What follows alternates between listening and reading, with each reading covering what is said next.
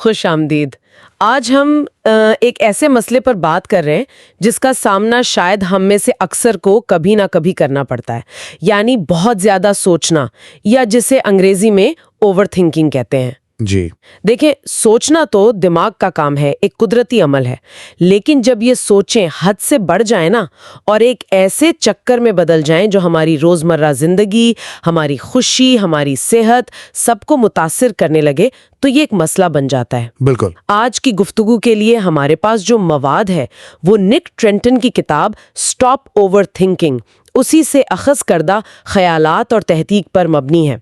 ہمارا مقصد یہ ہے کہ اس مواد کی روشنی میں سمجھیں کہ یہ ضرورت سے زیادہ سوچنے کا معاملہ آخر ہے کیا، اس کی پہچان کیا ہے، اور سب سے اہم، اس سے نمٹنے کے لیے کیا عملی طریقے بتائے گئے ہیں۔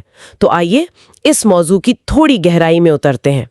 تو سب سے پہلے یہ واضح کرنا ضروری ہے کہ یہ بہت زیادہ سوچنا عام فکر مندی سے مختلف کیسے ہے۔ جی مواد بتاتا ہے کہ یہ صرف کسی مسئلے پر غور کرنا نہیں ہے، یہ تو سوچوں کے ایک ایسے جال میں پھنس جانا ہے جہاں آپ ایک ہی بات کو بار بار دہراتے رہتے ہیں، اکثر منفی انداز میں، اور کسی نتیجے پر نہیں پہنچ پاتے۔ صحیح۔ کتاب میں کچھ مثالیں بھی دی گئی ہیں کہ کیسے لوگ موازنہ کرنے لگتے ہیں، جیسے غریب سوچتا ہے کہ وہ سب سے غریب ہے، یا امیر خود کو دوسروں سے کم سمجھ رہا ہے۔ یہ جو موازنے اور منفی سوچ کے چکر ہے نا، یہی دراصل اوور تھنکنگ ہے۔ بالکل صحیح کہا آپ نے۔ مواد اسے ایک ایسی ذہنی کیفیت یا یوں سمجھ لیں کہ ایک بیماری کے طور پر بیان کرتا ہے جہاں انسان اپنی ہی سوچوں سے خود کو نقصان پہنچاتا ہے۔ یہ دماغ کا ایک طرح سے اوور لوڈ ہو جانا ہے۔ اوور لوڈ، ہاں جی، یہ وہ حالت ہے جہاں آپ ان چیزوں کے بارے میں مسلسل سوچتے ہیں جو ہو چکی یا جو شاید کبھی ہوں گی ہی نہیں، اور اس سوچ بچار سے کوئی مثبت نتیجہ نہیں نکلتا، صرف ذہنی دباؤ بڑھتا ہے۔ مواد میں ایک تحقیق کا حوالہ بھی ہے جس کے اعداد و شمار کو البتہ احتیاط سے دیکھنا چاہیے کہ شاید زیادہ سوچنے سے ذہنی کارکردگی متاثر ہو سکتی ہے، لیکن اصل نقطہ یہ ہے کہ یہ ایک نفسیاتی بوجھ ہے جو جذباتی طور پر تھکا دیتا ہے اور واضح سوچنے کی صلاحیت کو کم کر سکتا ہے۔ یہ سمجھنا اہم ہے کہ یہ صرف وقتی پریشانی نہیں بلکہ یہ ایک گہرا پیٹرن بن سکتا ہے۔ جی بالکل۔ تو پھر کسی کو کیسے اندازہ ہو کہ وہ یا کوئی اور اس کیفیت کا شکار ہے؟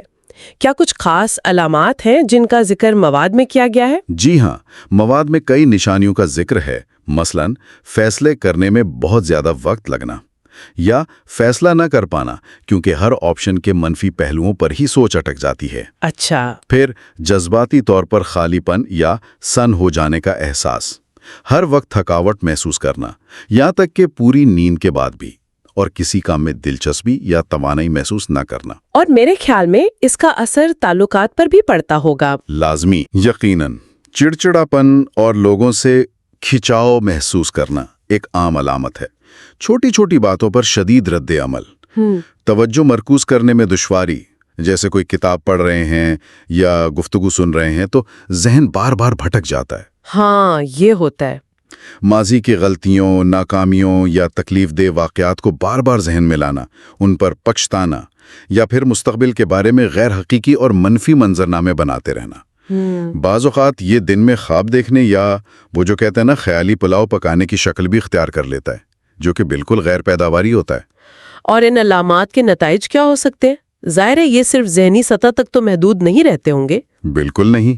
مواد کے مطابق اس کے نتیجے میں شدید پریشانی یعنی انگزائٹی ہو سکتی ہے، ڈپریشن ہو سکتا ہے، نیند کے مسائل پیدا ہو سکتے ہیں، کبھی نیند نہ آنا، کبھی بہت زیادہ آنا، اور کھانے پینے کی عادات میں بے قاعدگی آ سکتی ہے۔ یہ کیفیت انسان کو نئی چیزیں آزمانے سے، نئے لوگوں سے ملنے یا سماجی تقریبات میں جانے سے روک سکتی ہے۔ ہاں، ایک طرح کا خوف پیدا ہو جاتا ہے۔ جی، یہ ایک نفسیاتی حالت ہے جو روزمرہ کی کارکردگی، کام کرنے کی صلاحیت اور مجموعی جسمانی صحت پر بھی منفی اثر ڈالتی ہے۔ اچھا، تو اب سوال یہ پیدا ہوتا ہے کہ آخر ہم اتنا زیادہ سوچتے کیوں ہیں؟ اس کیفیت کی جڑیں کہاں ہیں؟ مواد اس بارے میں کیا کہتا ہے؟ مواد کئی ممکنہ وجوہات کی نشاندہی کرتا ہے۔ ایک بڑی وجہ تو پریشانی یا انگزائٹی ہے۔ جب ذہن پہلے ہی فکر مند ہو تو وہ منفی سوچوں کے چکر میں آسانی سے پھنس جاتا ہے۔ صحیح۔ دوسری وجہ ایک غلط فہمی ہے، یہ سمجھنا کہ کسی مسئلے پر مسلسل سوچتے رہنے سے اس کا حل نکل آئے گا۔ لوگ سمجھتے ہیں کہ وہ پرابلم سالونگ کر رہے ہیں، جبکہ حقیقت میں وہ صرف پرابلم رومینیٹنگ کر رہے ہوتے ہیں، یعنی مسئلے کو جگالی کر رہے ہوتے ہیں۔ جگالی، ہاں۔ جی، تحقیق بتاتی ہے کہ یہ رویہ مسئلے کو حل کرنے کی صلاحیت کو بہتر نہیں کرتا بلکہ کمزور کر دیتا ہے۔ یہ دلچسپ نکتہ ہے کہ ہم سمجھتے ہیں کہ ہم حل تلاش کر رہے ہیں جبکہ ہم صرف الجھے رہے ہوتے ہیں۔ مواد میں آنا یعنی ایگو کا بھی ذکر تھا۔ کیا آپ اس کی وضاحت کریں گے کہ وہ کیسے اوور تھنکنگ کا باعث بنتی ہے؟ جی، مواد کے مطابق آنا کا مطلب یہاں یہ ہے کہ جب ہم چیزوں کو بہت زیادہ ذاتی طور پر لیتے ہیں، مثال کے طور پر اس نے مجھے نظر انداز کیوں کیا، میری بات کیوں نہیں مانی گئی، مجھے وہ مقام کیوں نہیں ملا جس کا میں حقدار تھا، یہ سوچیں آنا کو ٹھیس پہنچاتی ہیں اور پھر ذہن انہی باتوں کے گرد گھومتا رہتا ہے جس سے اوور تھنکنگ کو ہوا ملتی ہے۔ اچھا۔ ایک اور وجہ جو مواد میں بیان کی گئی ہے وہ ہے جذبات کو دبانا۔ جب ہم اپنے احساسات، خاص طور پر منفی احساسات کو ظاہر نہیں کرتے اور اندر ہی اندر رکھتے ہیں تو وہ بھی سوچوں کے طوفان کی شکل اختیار کر سکتے ہیں۔ اور یہ بھی کہا گیا ہے کہ یہ سوچنے کے انداز یا پیٹرن سیکھے جاتے ہیں۔ اس کا کیا مطلب ہے؟ اس کا مطلب یہ ہے کہ یہ کوئی پیدائشی فامی نہیں ہے، بلکہ وقت کے ساتھ ساتھ ہمارے تجربات، ماحول اور رد عمل دینے کے طریقوں سے یہ سوچنے کا انداز پختہ ہو جاتا ہے۔ اچھا۔ اچھی خبر یہ ہے کہ اگر یہ پیٹرن سیکھے جا سکتے ہیں تو انہیں بدلا بھی جا سکتا ہے۔ یہ امید کی بات ہے۔ جی، مواد میں ایک پرانی کہاوت کا بھی حوالہ ہے، خالی دماغ شیطان کا گھر۔ یعنی جب ہمارے پاس کرنے کو کچھ نہیں ہوتا یا ذہن مصروف نہیں ہوتا تو وہ زیادہ آسانی سے منفی اور غیر ضروری سوچوں کی طرف چلا جاتا ہے۔ صحیح۔ اور ایک حیران کن بات جو مواد میں ذکر کی گئی ہے وہ یہ کہ دن بھر میں ہمارے ذہن میں ہزاروں خیالات آتے ہیں، جن میں سے اکثریت شاید 95% تک غیر اہم یا بیکار ہوتے ہیں، لیکن اوور تھنکنگ کرنے والے انہی غیر ضروری خیالات میں الجھ جاتے ہیں۔ یہ سب جاننے کے بعد یقیناً سب سے بڑا سوال یہی ذہن میں آتا ہے کہ آخر اس چکر سے نکلا کیسے جائے۔ خوش قسمتی سے مواد میں کئی عملی حکمت عملیوں اور راستوں کا ذکر ہے۔ پہلا قدم کیا ہے؟ پہلا اور شاید سب سے اہم قدم ہے آگاہی، اویئرنیس، یعنی یہ پہچاننا کہ آپ اوور تھنکنگ کر رہے ہیں اور کن حالات میں یا کن موضوعات پر آپ کا ذہن اس چکر میں پھنستا ہے۔ اپنے ٹریگرز کو سمجھنا۔ جی، اپنے ٹریگرز کو سمجھنا بہت ضروری ہے۔ جب آپ کو احساس ہوگا کہ اوہ میں پھر سے وہی سوچنے لگا ہوں، تبھی آپ اسے روکنے کی کوشش کر سکتے ہیں۔ آگاہی کے بعد اگلا قدم کیا ہو سکتا ہے؟ مواد میں ایک مکھی اور شہد کی مکھی کی مثال دی گئی تھی، وہ کافی دلچسپ لگی۔ جی، وہ مثال ذہنیت کی تبدیلی کی طرف اشارہ کرتی ہے۔ آگاہی کے بعد دوسرا قدم ہے اپنی توجہ کو دانستہ طور پر منتقل کرنا اور مثبت پہلوؤں پر مرکوز کرنا۔ مکھی گندگی پر بیٹھتی ہے، شہد کی مکھی پھولوں کا رس چوستی ہے۔ مواد کا مشورہ ہے کہ ہمیں شہد کی مکھی کی طرح بننے کی کوشش کرنی چاہیے، یعنی ہر حال میں، ہر شخص میں، ہر ناکامی میں بھی کچھ نہ کچھ مثبت یا سیکھنے کا پہلو تلاش کرنا۔ یہ آسان نہیں ہوگا شاید شروع میں۔ نہیں، بالکل آسان نہیں ہے، لیکن یہ ایک مشق ہے جو ذہن کو منفی چکر سے نکالنے میں مدد دیتی ہے۔ سمجھنا۔ اس کے لیے مواد منفی خیالات کو چیلنج کرنے اور خود کو قبول کرنے پر زور دیتا ہے۔ اکثر ہم خود سے بہت سخت باتیں کرتے ہیں، میں کافی اچھا نہیں ہوں، مجھ سے یہ نہیں ہوگا۔ ہاں، یہ خود تنقیدی آواز۔ جی، مواد کہتا ہے کہ ان خیالات کو پہچانیں اور ان پر سوال اٹھائیں۔ کیا یہ واقعی سچ ہے؟ اس کا کیا ثبوت ہے؟ اپنی خوبیوں اور کامیابیوں کو یاد کریں، چاہے وہ چھوٹی ہی کیوں نہ ہوں۔ اپنی خامیوں کو تسلیم کریں، لیکن ان کی بنیاد پر اپنی پوری ذات کو مسترد نہ کریں۔ خود کو اپنی تمام خوبیوں اور خامیوں کے ساتھ قبول کرنا اوور تھنکنگ کو کم کرنے میں بہت مددگار ثابت ہوتا ہے۔ قبولیت کے ساتھ ساتھ مواد حال میں رہنے پر بھی زور دیتا ہے۔ یہ کہنا تو آسان ہے، لیکن عملی طور پر کیسے کیا جائے جب ذہن ماضی یا مستقبل میں بھٹکتا رہتا ہے؟ یہ واقعی ایک چیلنج ہے۔ مواد مشورہ دیتا ہے کہ مائنڈ فلنس یعنی لمحہ موجود میں رہنے کی مشق کی جائے۔ اس کا مطلب ہے اپنی توجہ دانستہ طور پر اس پر لانا جو آپ ابھی کر رہے ہیں، محسوس کر رہے ہیں یا اپنے ارد گرد دیکھ رہے ہیں۔ جیسے ابھی اس گفتگو پر توجہ دینا۔ بالکل، یا چاہے وہ آپ کی سانس ہو، آپ کے قدموں کی آہٹ ہو یا چائے کا ذائقہ ہو، جب ذہن بھٹکنے لگے تو اسے نرمی سے واپس لانا۔ یہ مشق وقت کے ساتھ ذہن کو پرسکون کرنے اور ماضی کے پچھتاووں یا مستقبل کی فکروں سے نکالنے میں مدد دیتی ہے۔ یہ تو ہوئی ذہن کو قابو کرنے کی باتیں۔ کیا خود اعتمادی بڑھانے کے لیے بھی کوئی خاص مشورے ہیں؟ کیونکہ اکثر اوور تھنکنگ کم خود اعتمادی سے جڑی ہوتی ہے۔ بالکل، مواد خود اعتمادی کو اوور تھنکنگ کا مؤثر توڑ سمجھتا ہے۔ میں اس قابل نہیں ہوں یا لوگ کیا کہیں گے جیسی سوچیں اوور تھنکنگ کو بڑھاتی ہیں۔ جی، خود اعتمادی بڑھانے کے لیے مواد میں چند عملی طریقے بتائے گئے ہیں، جیسے پہلا، اپنے آپ کو کامیابی کا یقین دلانا، خاص طور پر کوئی نیا کام شروع کرنے سے پہلے۔ دوسرا، اپنی صلاحیتوں کو پہچاننا اور خود کو یاد دلانا کہ آپ اپنی سوچ سے زیادہ قابل ہیں۔ اور تیسرا، دوسروں کی غیر ضروری تنقید کو نظر انداز کرنا سیکھنا۔ یہ اہم ہے۔ جی، اس کے علاوہ بڑے اہداف مقرر کرنا بھی خود اعتمادی بڑھانے اور چھوٹی چھوٹی پریشانیوں سے توجہ ہٹانے میں مددگار ہو سکتا ہے۔ مواد دھیرو بھائی امبانی کی مثال دیتا ہے کہ کیسے بڑے خواب اور بہانے نہ بنانے کی عادت نے انہیں کامیاب بنایا۔ مقصد یہ ہے کہ اپنی توانائی مثبت سمت میں لگائیں۔ بڑے اہداف رکھنا اور بہانے نہ بنانا، یہ واقعی ذہنیت کی تبدیلی کی بات ہے۔ لیکن اگر کسی کام سے خوف آتا ہو تو، جیسے پبلک سپیکنگ یا کوئی نئی سکل سیکھنا؟ اس کا حل مواد تدریجی سامنا کرنے یعنی گریجول ایکسپوجر میں بتاتا ہے۔ یعنی خوف کا ایک دم سے نہیں بلکہ چھوٹے چھوٹے قدموں میں سامنا کرنا۔ اچھا، اگر اسکوٹی چلانے سے ڈر لگتا ہے تو پہلے صرف بیٹھنا سیکھیں، پھر تھوڑا چلائیں وغیرہ۔ پبلک سپیکنگ سے ڈر ہے تو پہلے شیشے کے سامنے بولیں، پھر دوستوں کے سامنے۔ آہستہ آہستہ ہمت بڑھانا۔ جی، مقصد یہ ہے کہ خوف کو اپنے اوپر حاوی نہ ہونے دیں بلکہ اسے آہستہ آہستہ کم کریں۔ اپنی لغت سے منفی اور محدود کرنے والے الفاظ نکال دیں، جیسے میں نہیں کر سکتا، میری قسمت خراب ہے، اور ان کی جگہ مثبت اور با اختیار بنانے والے الفاظ شامل کریں، جیسے میں کوشش کر سکتا ہوں، میں سیکھ لوں گا۔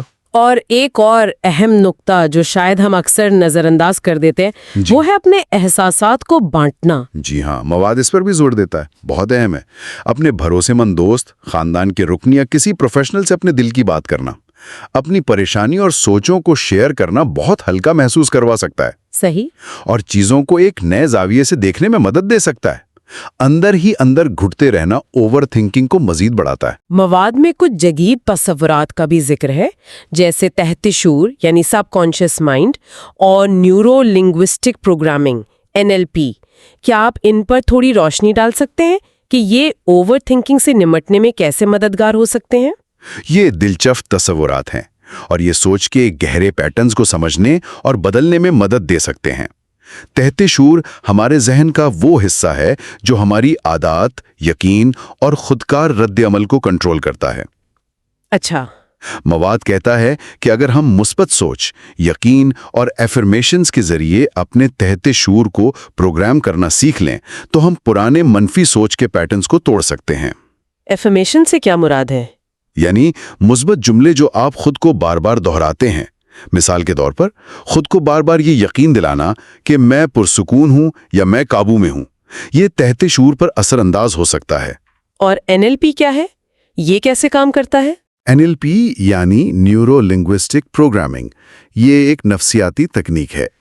یہ اس خیال پر مبنی ہے کہ ہمارے خیالات نیورو، ہماری زبان لنگوسٹک اور ہمارے رویے پروگرامنگ آپس میں جڑے ہوئے ہیں۔ NLP میں ایسی تکنیکیں استعمال ہوتی ہیں جن سے لوگ اپنے منفی خیالات یا خوف سے جڑے ہوئے اندرونی نقشے کو بدل سکتے ہیں۔ مثال کے طور پر ایک تکنیک یہ ہو سکتی ہے کہ آپ اپنی اس اندرونی آواز کو بدل دیں جو آپ پر تنقید کرتی ہے، اسے ایک زیادہ ہمدردانہ اور حوصلہ افزا آواز سے تبدیل کر دیں۔ اوہ، یہ تو کافی طاقتور لگ رہا ہے۔ جی، اس کا مقصد بھی وہی ہے، سوچ کے نقصان دہ پیٹرنز کو توڑ کر زیادہ مثبت اور مفید پیٹرنز بنانا۔ مواد میں بیانیہ تھراپی، نیریٹو تھراپی کا بھی ذکر تھا، وہ کیا ہے؟ بیانیہ تھراپی کا بنیادی خیال یہ ہے کہ ہم اپنی زندگیوں کو کہانیوں کی شکل میں سمجھتے ہیں۔ کبھی کبھی ہم اپنی زندگی کے بارے میں ایسی غالب کہانیاں بنا لیتے ہیں جو بہت منفی ہوتی ہیں اور ہمیں مسائل میں الجھا دیتی ہیں۔ مثلا میں ہمیشہ ناکام رہتا ہوں۔ ہاں، یہ بہت عام ہے۔ جی، بیانیہ تھراپی उस फर्द को उसकी मसले वाली कहानी से अलग करने में मदद करती है। ये उसकी ताकतों, सलाहियतों और उन लम्हात पर तवज्जो मरकूज करती है जब वो मसले पर गालिब रहा हो। इस तरह वो अपनी जिंदगी के बारे में एक नई, ज्यादा मुस्बत और बाइख्तियार बनाने वाली कहानी तख्लीक कर सकता है। यानी अपनी कहानी को दोबारा लिखना। बिल्कुल, ये भी ओवर थिंकिंग के चक्कर को तोड़ने का एक ताकतवर तरीका हो सकता है, क्योंकि ये आपके पूरे मसले को देखने का जाविया बदल देता है। ये तमाम तसव्वुरात तहत-ओ-शूर, NLP, बयानिया थेरेपी इस बात की तरफ इशारा करते हैं कि हम अपनी सोच पर असरअंदाज हो सकते हैं और उसे बदल सकते हैं। अब ओवरथिंकिंग का ताल्लुक अक्सर ज़हनी दबाव यानी स्ट्रेस से भी जोड़ा जाता है। मवाद इस बारे में क्या कहता है? जी, इनका बहुत गहरा ताल्लुक है। ओवर थिंकिंग जहनी दबाव का बायस बन सकती है और जहनी दबाव ओवर थिंकिंग को बढ़ावा दे सकता है। ये एक शैतानी चक्कर है, एक विशिष्ट साइकिल। मवाद तनाव को जिस्म का किसी भी जिस्मानी, कीमियाई या जज्बाती चैलेंज के खिलाफ एक रद्द अमल करार देता है और ये बताता है कि तवील अरसे तक रहने वाला तनाव हमारी सेहत, खास तौर पर मुदाफ़ियती निज़ाम और दिल के लिए नुकसानदेह हो सकता है। तो इससे निपटने का क्या तरीका बताया गया है? तनाव से निपटने के लिए मवाद 4 एक ही हिकमत अमली का जिक्र करता है। अवॉइड, गैर ज़रूरी तनाव से बचें। ऑल्टर, सूरत हाल को बदलें।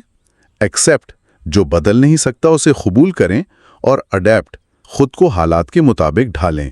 और क्या वक्त का बेहतर इंतजाम यानी टाइम मैनेजमेंट भी इसमें कोई किरदार अदा करता है? यकीनन, मवाद के मुताबिक वक्त का सही इंतजाम ना होना अक्सर मगलूबियत यानी ओवरवेल्म और तनाव का बायस बनता है, जो ओवरथिंकिंग को दावत देते हैं। सही। जब आप अपने कामों को तरजीह देते हैं, एक मामूल बनाते हैं, बड़े कामों को छोटे हिस्सों में तकसीम करते हैं और काम के साथ साथ आराम और तफरीह के लिए भी वक्त निकालते हैं, तो आपको अपनी जिंदगी पर ज्यादा कंट्रोल महसूस होता है। मल्टीटास्किंग के बारे में क्या ख्याल है? मल्टीटास्किंग से बचना भी अहम है, क्योंकि ये अक्सर कारकर्दगी कम करता है और जहनी दबाव बढ़ाता है। ये सब चीजें मिलकर ओवर थिंकिंग के लिए कम जगह छोड़ती हैं।